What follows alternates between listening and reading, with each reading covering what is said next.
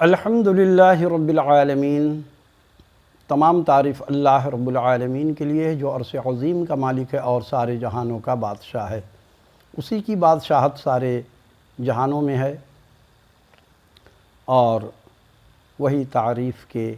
لائق ہے، اور تعظیم و تکریم صرف اللہ رب العالمین کے لیے ہے۔ اب دیکھیے، یہ مولوی صاحب گلا پھاڑ مولوی ہیں، یہ بہت زیادہ غوث پاک کی شان بیان کرتے ہیں، لیکن اس بدعقل انسان کو اتنا سمجھ نہیں ہے کہ یہ کہہ رہا ہے کیا، اور جیسے کہ ساری دنیا ان پڑھ ہے، کسی کو کچھ سمجھ نہیں ہے۔ یہ کیا کہہ رہا ہے کہ اگر سارے درخت قلم بن جائیں اور سارے پتے کاغذ بن جائیں اور سمندر کا پورا پانی روشنائی بن جائے اور غوث پاک کی شان لکھی جائے، تب بھی ختم نہیں ہوگا ان کی، یعنی کہ شان آپ بیان کر سکتے ہیں۔ جبکہ یہ بات اللہ رب العالمین نے اپنے لیے کہا ہے۔ قرآن مجید اعلان کر رہا ہے کہ اگر سمندر کے سارے پانی روشنائی بن جائیں اور اس سمندر کے علاوہ اور بھی 7 سمندر بھی روشنائی بن جائے اور اس روشنائی سے اللہ کی تعریف اور حمد لکھی جائے، تو یہ روشنائی ختم ہو جائے گی، لیکن اللہ کی تعریف ختم نہیں ہوگی۔ تو یہ بات پر تو ہر مسلمان ایمان رکھتا ہے اور ایمان رکھنے کے لائق ہے، کیونکہ اللہ رب العالمین نے جو دنیا کو تخلیق کیا تو کیا کسی سے مدد لیا؟ اللہ نے اکیلے سارے کائنات کو تیار کیا، سب کو تخلیق کی۔ کیا کسی انبیاء علیہ السلام سے یا کسی فرشتوں سے اللہ نے مدد لی؟ ہرگز نہیں۔ اور یہ مولوی یہ غوث پاک کو اللہ کے ساتھ ملا رہا ہے۔ یہی الفاظ اس کے کفریہ الفاظ ہیں اور شرک ہے کہ اللہ کے ساتھ اس نے غوث پاک کو ملا دیا۔ جب کہو تو ان کو برا لگتا ہے اور یہ ناراض ہو جاتے ہیں، جبکہ اگر قرآن مجید میں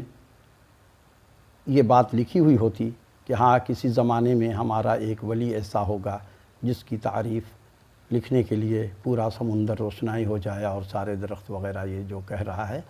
یہ باتیں اگر قرآن مجید میں ہوتی تو پھر تو یقین کیا جا سکتا تھا۔ یہ تو پیر والے لوگ ہیں جو پیر کو خدا سمجھتے ہیں اور اللہ کے برابر ان کو درجہ دیتے ہیں، یہ انہی لوگوں نے تو لکھا ہوا ہے، اور یہ جاہل مولوی وغیرہ جو ہیں پڑھ کر کے گلا پھاڑ پھاڑ کر کے لوگوں کو یہ تعریف بیان کر کے داد وصول کرتے ہیں، اور خاصی رقم بھی ان کو مل جاتا ہے۔ تو یہ سارے لوگ جو ہیں ان کا دین سے جیسے کہ کوئی واسطہ ہی نہیں ہے، سمجھتا ضرور ہے، لیکن پیسہ کمانا ہے تو مداری کا کام ہوتا ہے کہ جھوٹ سچ کچھ بھی لوگوں کو خوش کر دو، تماشا دکھا کر کے پیسہ مل جائے۔ یہ مولویوں کا بھی صرف یہی کام ہے۔ سارے کھانے پینے والے یہ مولوی ہیں جو لوگ مزار پرست ہیں، جبکہ اس بات کی کوئی قرآن حدیث سے کوئی ثبوت نہیں ملتا ہے کہ کوئی ولی آئے گا دنیا میں اور اس کی اتنی بڑی شان ہوگی، اللہ کے قریب قریب یا اللہ سے زیادہ یا اللہ کے برابر،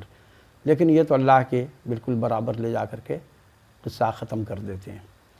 اور سچائی کیا ہے؟ جیسے کہ قرآن مجید میں آیا سورہ یاسین میں،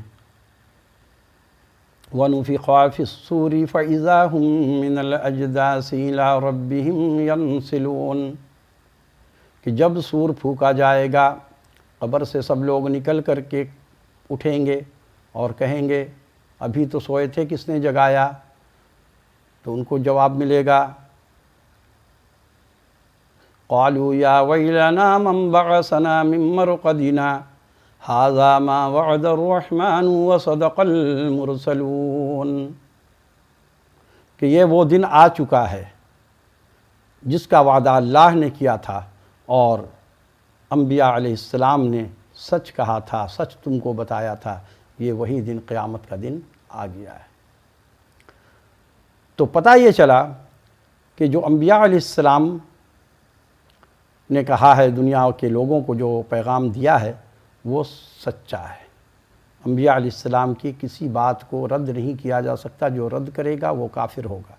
اور انبیاء علیہ السلام نے جو بھی پیغام دیا وہ سچ کہا اپنی قوم سے۔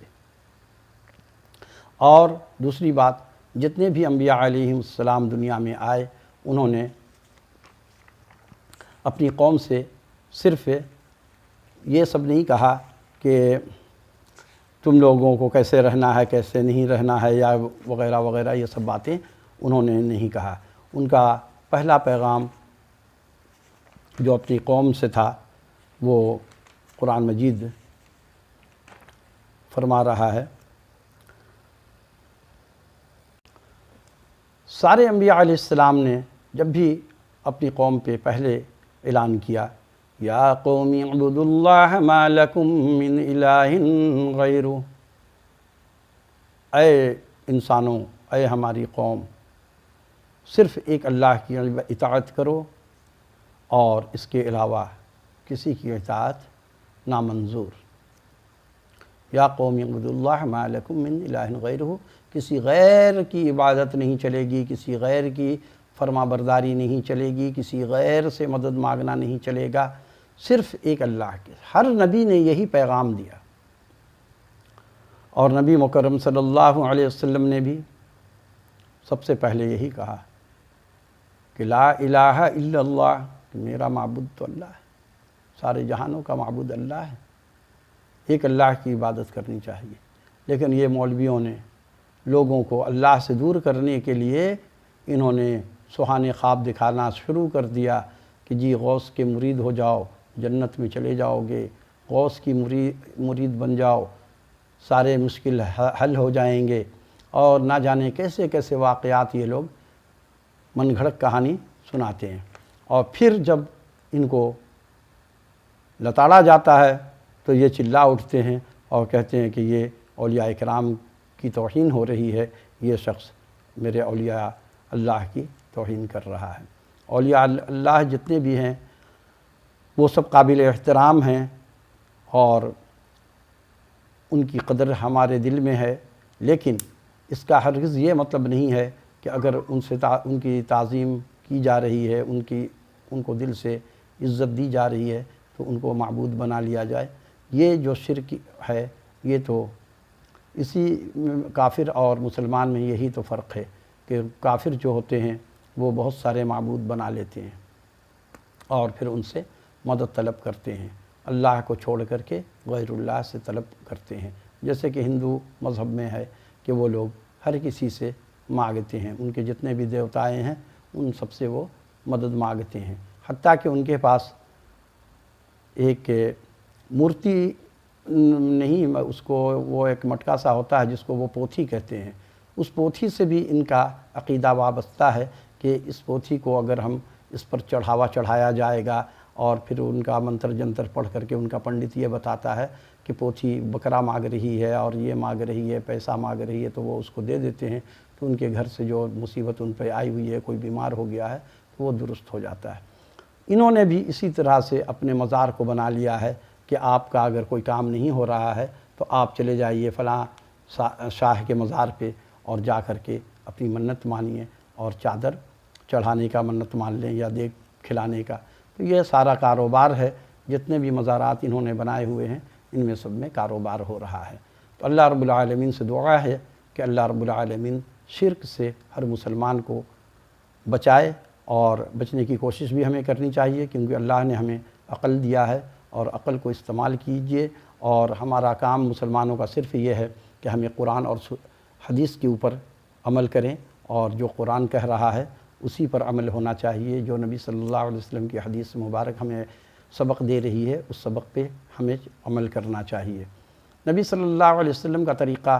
ہمیں استعمال کرنا چاہیے، ہمیں اس پر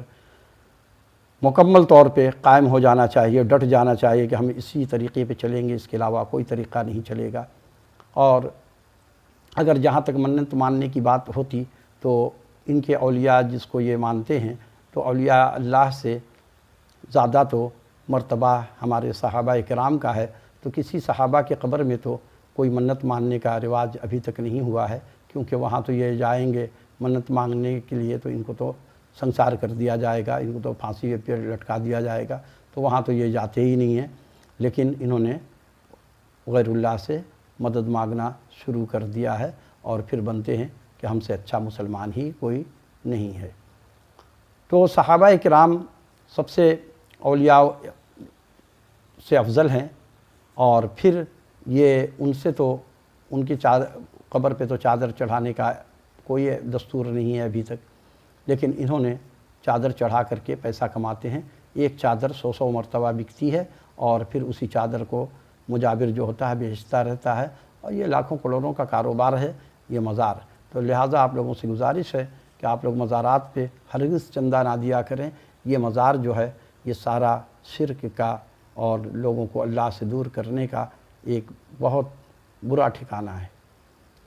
آمین۔ اللہ رب العالمین ہم سب کو ہدایت نصیب فرمائے اور ایمان پہ قائم رکھے اور خاتمہ بالخیر ہو۔ آمین۔